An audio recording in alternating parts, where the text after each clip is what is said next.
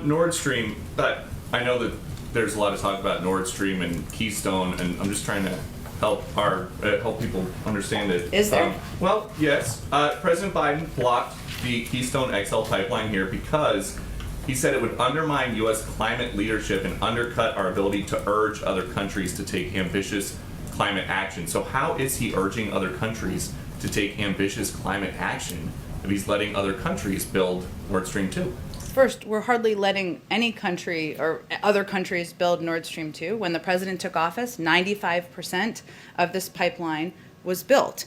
We've continued to convey that we believe it's a bad idea, a bad plan, and we have also put in place and taken actions over the last several days to make that clear, in large part because our view is that it's a Russian geopolitical project that threatens European energy security and that of Ukraine and in the east and eastern flank NATO allies and partners. Hence, there's a geopolitical concern about this pipeline, and we've taken steps over the last several days to make that clear.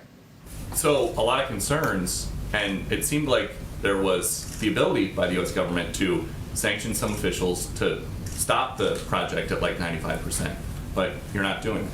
And I'm just in what way we're going to be able to stop a project in another country that's had been built 95%? Make it more difficult with the sanctions on some of these officials involved. Well, we have imposed sanctions on 4 Russian entities, 4 Russian vessels that engaged in sanctionable activities. We've also imposed sanctions on 9 vessels belonging to the Russian government. This is the largest number of entities listed under this act to date. So we have certainly taken significant steps, and we've also made clear in public and private channels our opposition to this plan. What are the national security reasons for waiving the sanctions on the company and CEO behind Nord Stream 2?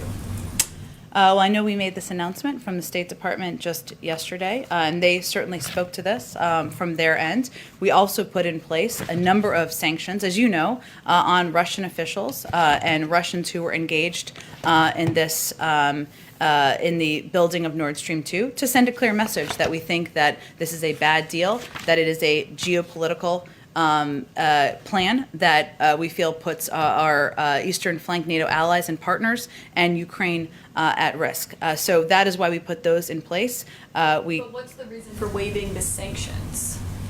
We certainly have an important, vital relationship with leaders in Germany, and we make a range of decisions through a range of global factors. Okay, and my last question.